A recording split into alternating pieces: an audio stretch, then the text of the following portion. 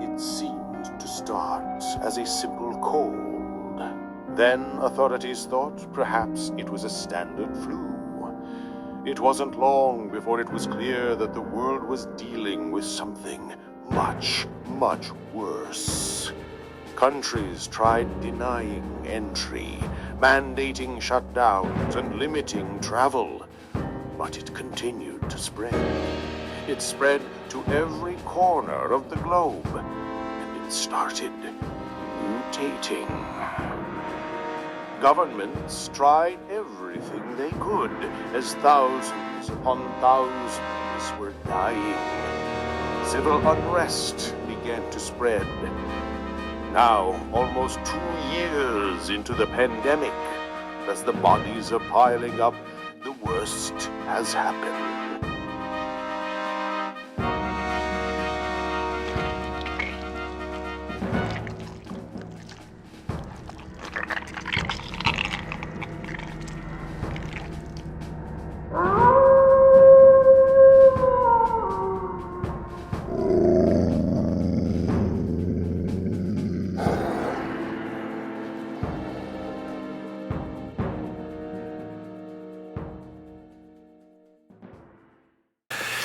Hello and welcome back to another 31 Days of Horror 2021 edition.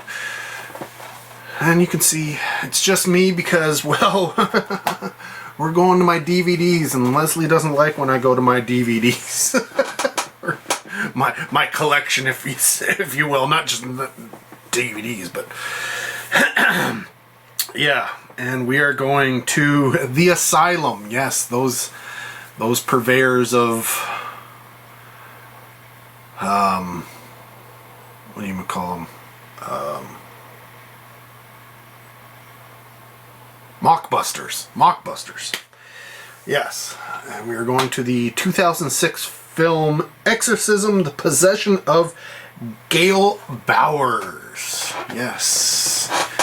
Now, I will say when it comes to the Asylum and horror, it's not bad. I mean, it has more potential than, say, some of their action sci-fi type things, just simply because they, the limits of their budget can go a little bit further sometimes with the horror stuff.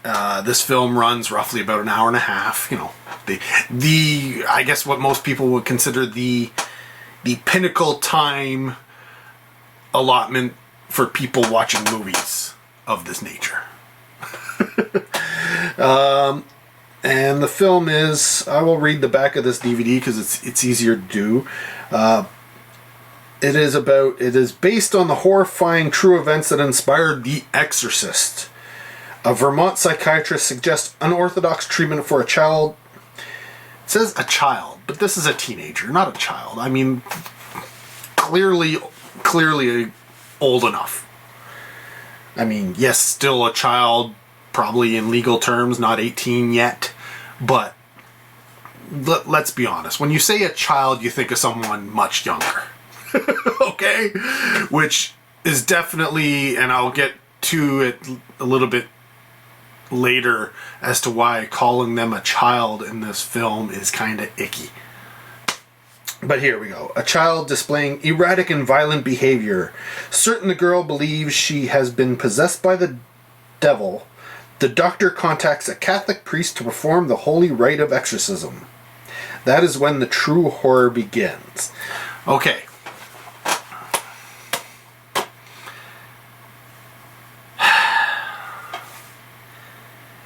To say this is, based on the true events that inspired The Exorcist, is there some portion of The Exorcist in this? Sure. And I think they use the word the child because when you look at The Exorcist, it is about a child, right?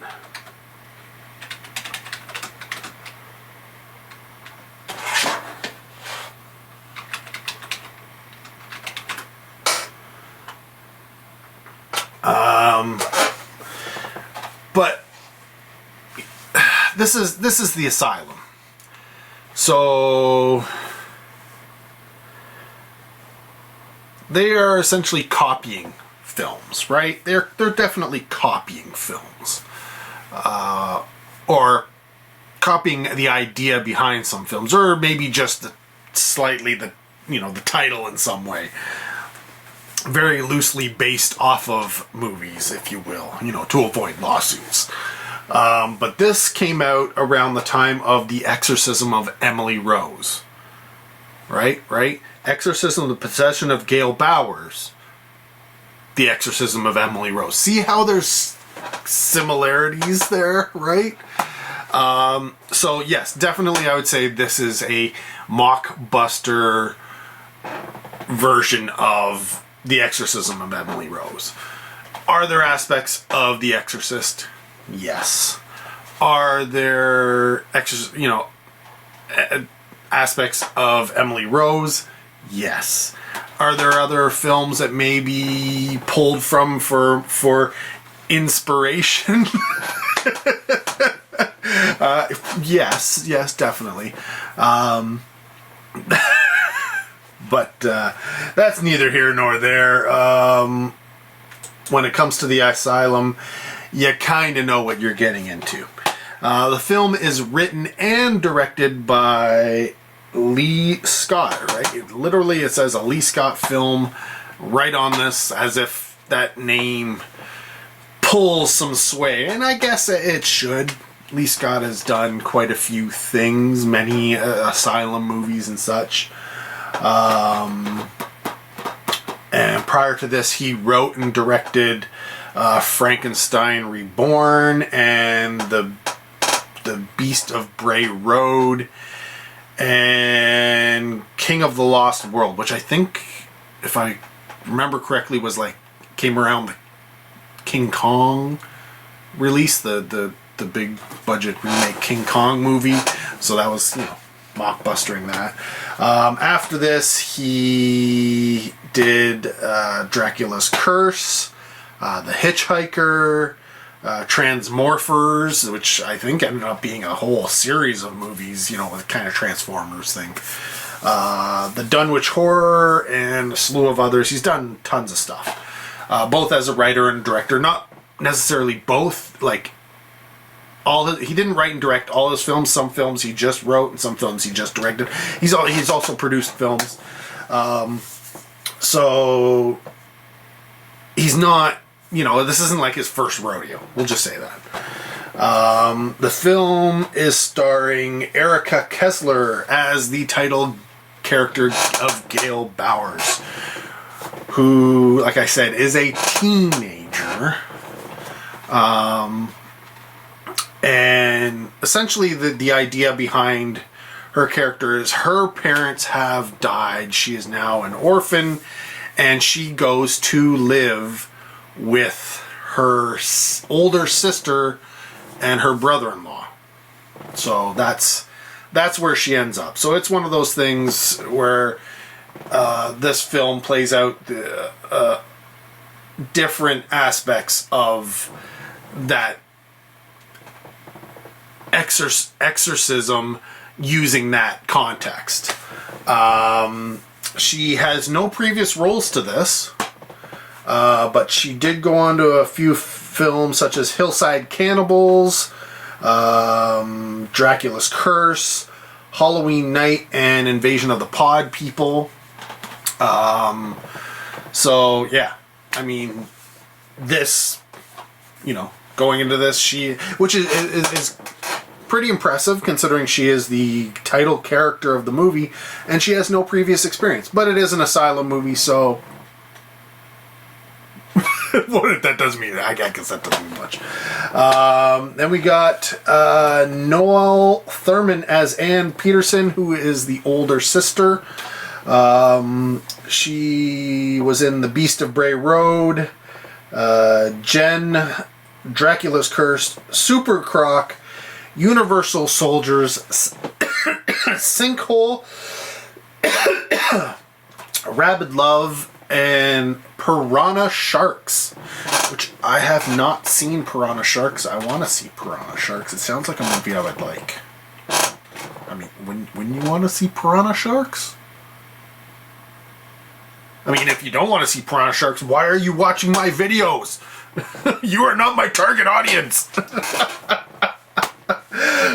We've got Griff first as Clark Peterson, the, brother-in-law, who was in Stage Ghost, Boa versus Python, Dead Men Walking, Dracula's Curse, The Dunwich Horror, Wolfsbane, Monster Wolf, Miami Magma, and Demonic. And this is the thing, I'm only picking a few film titles from all of these actors because they have been in a lot more, whether it be like one-off roles in a TV series or a movie that, they're essentially background actors and stuff like that, or other films from the Asylum or low-budget filmmakers, etc., etc. Some of these people have lots of those types of credits. I'm just kind of picking and choosing which ones I like to tell you about. We've got David Schick as the Doctor, Dr. Richard Thornhill, who was also in Dead Men Walking, Dracula's Curse, Pirates of Treasure Island. You can guess what that mockbuster is for. The Hitchhiker, Transmorphers, and Invasion of the Pod People. And then finally, we've got the priest. There are other priests and other characters in this film, but I'm not going to get into them. But probably the most possibly recognizable, or I would say most experienced actor is Thomas Downey, who plays Father Thomas Bates. And yeah. It's funny that I say, most recognizable and most accomplished out of all of them for Thomas,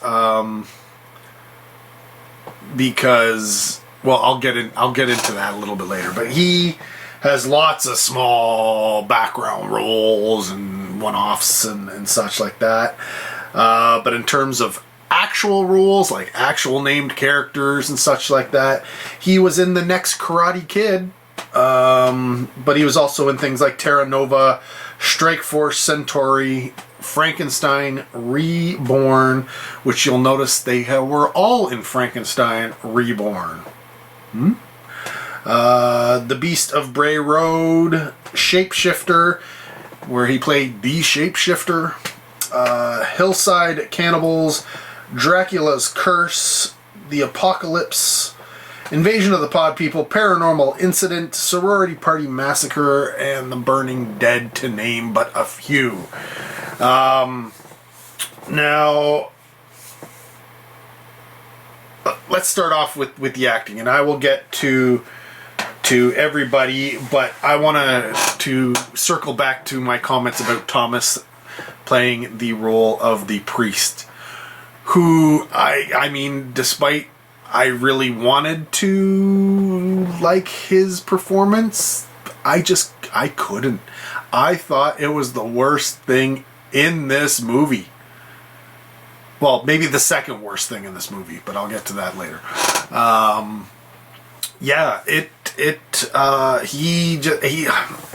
The look of him, he looked more like somebody coming off of like military action, like an action movie star type thing, rather than somebody playing the role of a priest. The look of him did not fit the character, and on top of that, his performance was just, it was not good. It was just not good. Between the writing, I'm guessing, and his delivery, it was hard to watch. Like, it was it was not good. Outside of that, I thought everybody did a performance that was expected of them, right? Like, I didn't, when you're coming to an Asylum movie, you don't expect Oscar-winning performances. I thought everybody did a decent job with what they had available to them. Could they have been better? Yes, I would say there is a possibility that they could have done better, but I don't know that it could have been much better because they were hindered by the, what was written for them, right? The dialogue, the situations, everything about it. Whether it be, just very unrealistic dialogue, just something, people wouldn't say things, not necessarily in the way that they're said, because that's from the actors, but just wouldn't say those things, right? Some of them, the sentences that were written were clearly very robotic, and yes, it tells, the message, it gets the message across, but it just didn't feel like necessarily something that somebody in real life would actually say. Like they wouldn't word it that way. Or it wouldn't, it just wouldn't come out that way. For the most part. I mean, there are probably a few individuals out there who probably do talk like that, but they would talk like that for everything, not just, one-off lines here and there, sprinkled throughout the film. It just, some of the dialogue just felt stiff, if you will. I will say Gail Bowers, the character of Gail Bowers, I think Erica, most reviews of this really get on her case, but I think she actually was probably one of the better actors in the film. I don't know what people wanted from her. I think she delivered exactly what this film, what you would expect from this movie. Honestly, I didn't expect anything better than what she delivered. She worked really well with what she was given, and with the situation she was given, and what she was supposed to do. And I really don't understand the negativity that is put towards her. Is it because she is the main character and such? I don't know, but it seems like it's not her performance that is bad, but how it's portrayed, what they do to get her character across in the film. And that's not her fault, right?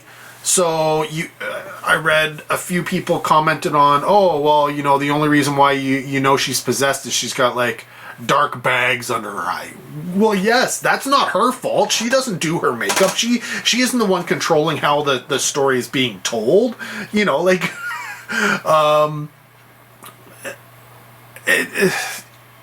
was a lot of the comments, I mean, almost all of the reviews hark on her as being the reason why this film is not good. I disagree completely. I think she's probably the best thing about the film. She's just not having a lot to work with. And part of the problem with that comes from the fact that this movie, it touches on all of the things, right? Most movies of this nature will be like, is the person possessed or are they insane? Is the person possessed or are they just making it up? Is the person possessed or is it, stress or trauma or something that's, and this film does all of that, right? So you have, are they possessed? You have the, her parents have died, so this is why things are happening the way they are, right? So there's some trauma in her life, so she's acting out. You have the, there's obviously a chemical imbalance thing. They got the psychiatrist in there, and first it's like, oh well, it's to be expected that she's in a new place, blah blah blah blah blah, and then it goes, oh well, maybe there's something wrong. Well, let's maybe get some tests, and and every single reason is explored or commented on in this film. Is that necessarily a bad thing? No, not necessarily. But they really don't flesh anything out. It's just like one reason, next reason, next reason, next reason, next reason. Well, she's on the ceiling. I guess she's possessed. You know, like...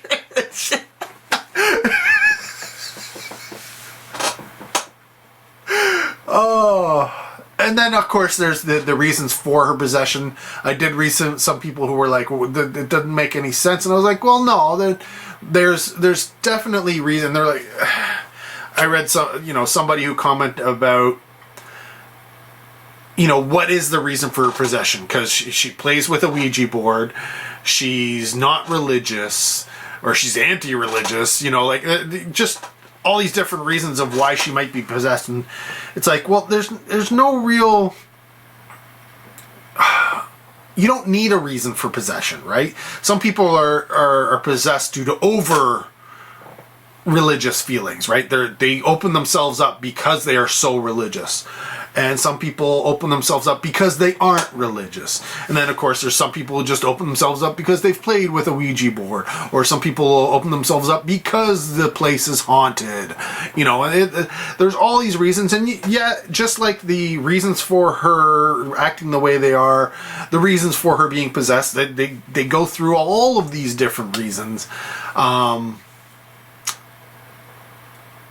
And I guess maybe some people wanted to have a definitive reason. This is why she was possessed.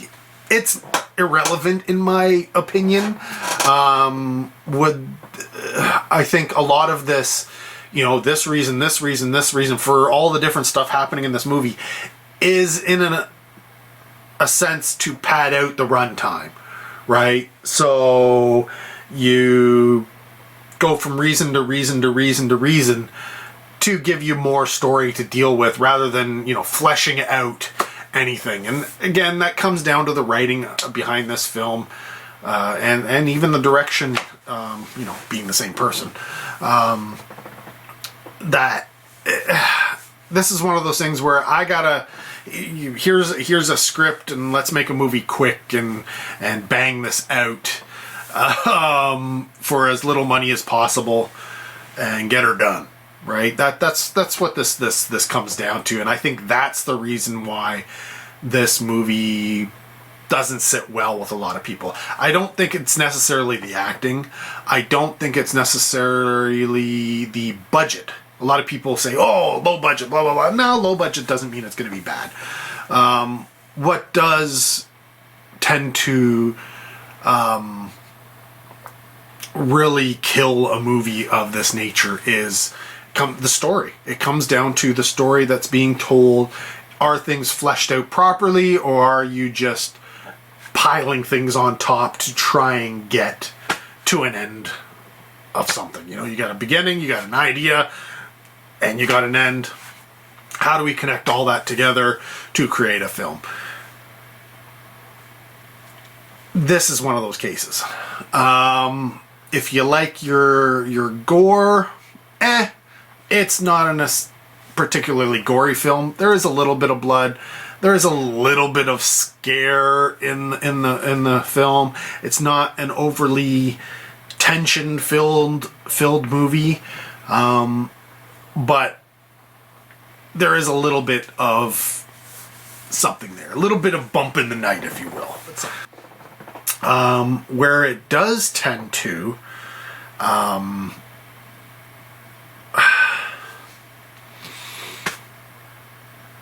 excel, if you will, is in your nudity and sex factor. This movie, essentially, I believe all the female roles in this film do show some skin. There are, sex scenes, and this is why I say, the use of the word child in the description for Gail Bowers is not appropriate. Because not only is there nudity involved with her, but it is in sexual nature. So yeah, using the word child just, it does not, no, gross. just gross. Not cool. So if you do like your films with a little bit of nudity, yeah, it's got it. It's got some sexy. And finally, there's one other thing. Well, no, I will talk about the technical aspects of this film. And this is one where it might affect how you feel about the film, because it did me. One is the audio. The audio, the way it is recorded and the way it is delivered audio-wise, both music, dialogue, and all. This is where it shows either experience or budget, or both, are not up to par, because it's, sound-wise, I was not impressed. And it did kind of take me out slightly.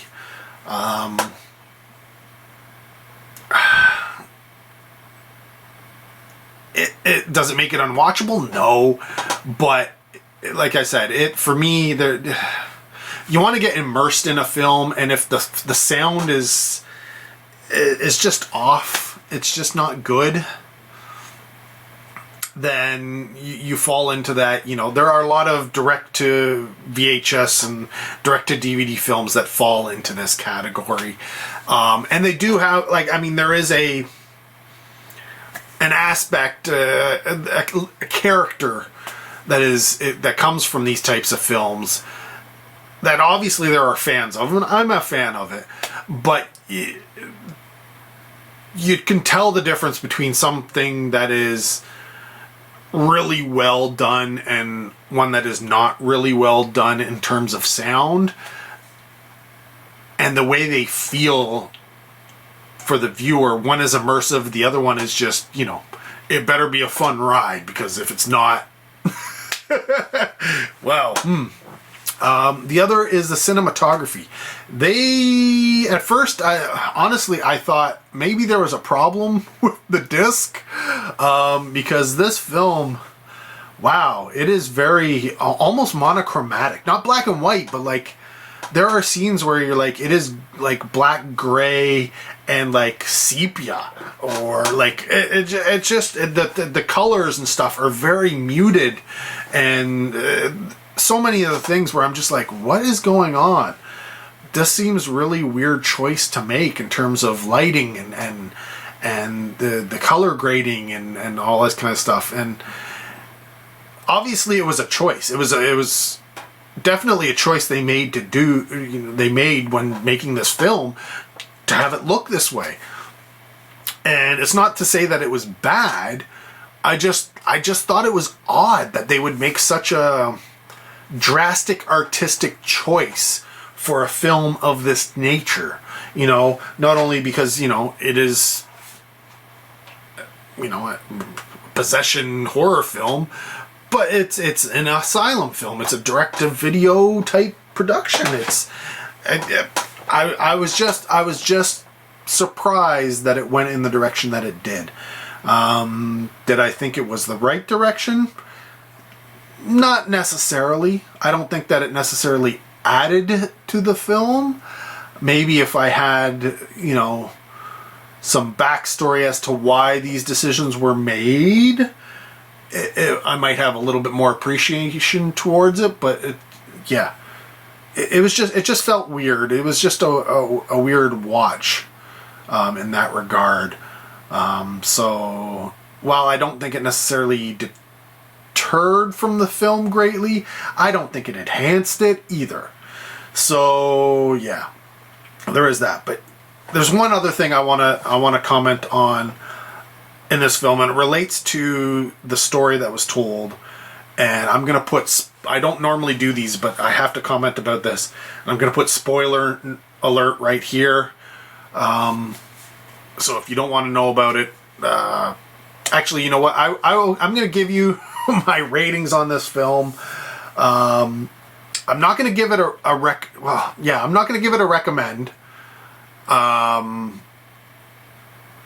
It is definitely a pass, but it is one of those things where you could watch, especially if you're looking, you know, like you want a new low-budget horror film with some nudity that isn't over-the-top nudity, but it, you know, it's got some sexy to it.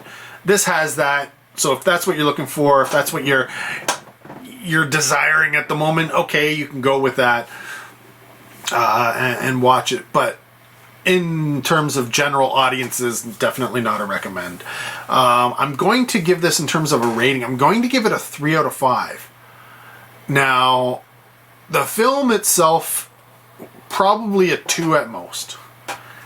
But, like I said, I'm giving it like a half notch for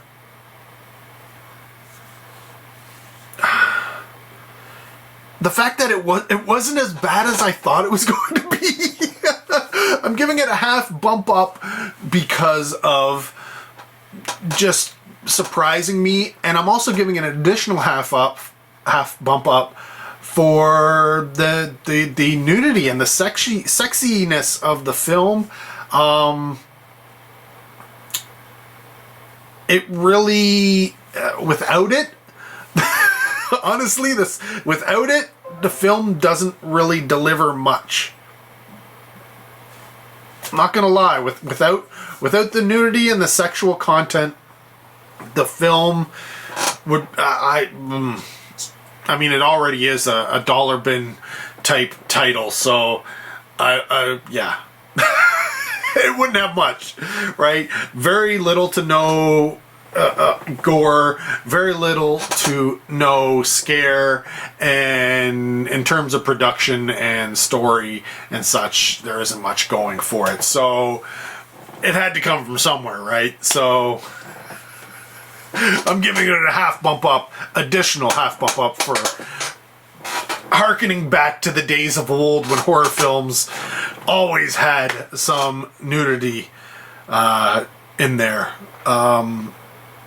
But on to my spoiler alert. There is, so obviously they've moved to this house, like, not only is Gail going to live with her sister and brother-in-law, but the sister and brother-in-law are moving to a new house as well. So it's new for everybody, right? So is the house haunted? I don't know. Blah, blah, blah. One of the many reasons, right? And there is a girl who lives like 3 doors down or whatever, who at first you're like, oh, this is going to be a bad influence type girl because she comes across a little bit, you know, punk rocky, a little edgy. And so they kind of very short-lived friendship thing. You know, it's one of those things where she's like, hey, you want to hang out? And right off the bat, Gail is like, yeah, I'm going to hang out with this person. And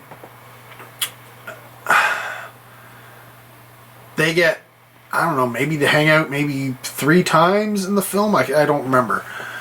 But on the last one, you know, possessed Gail is like, leave me alone. Why are you always trying to be, you know, like, hang out with me? You don't need to keep coming over, blah, blah, blah, blah, blah, blah, blah.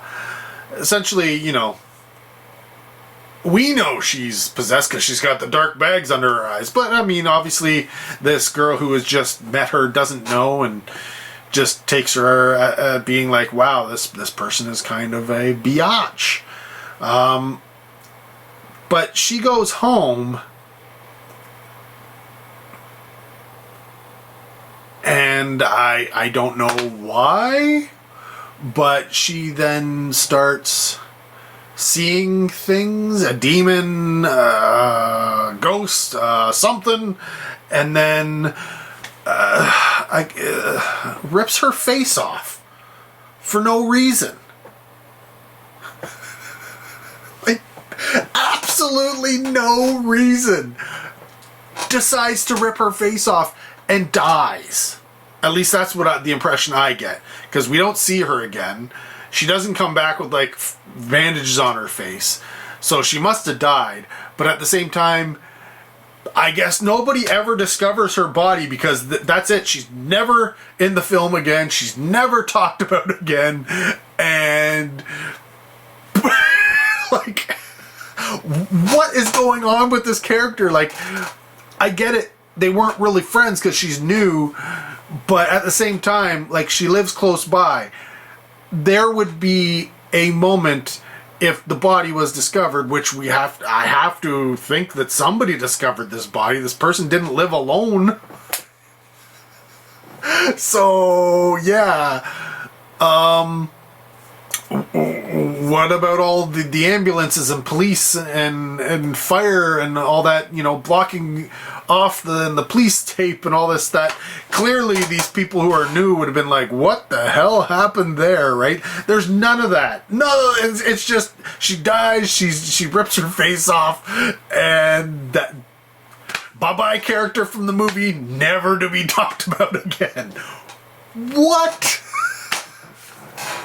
And this is she does it in the shower, so we get some nudity out of it, and we get some gore, right? Like, there's some gore. She rips her face off, but it's just like, here is the film giving you what you want. You want the gore, you want the nudity, you want that sex and blood and violence.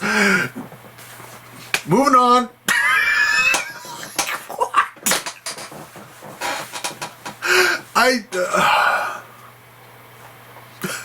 I just...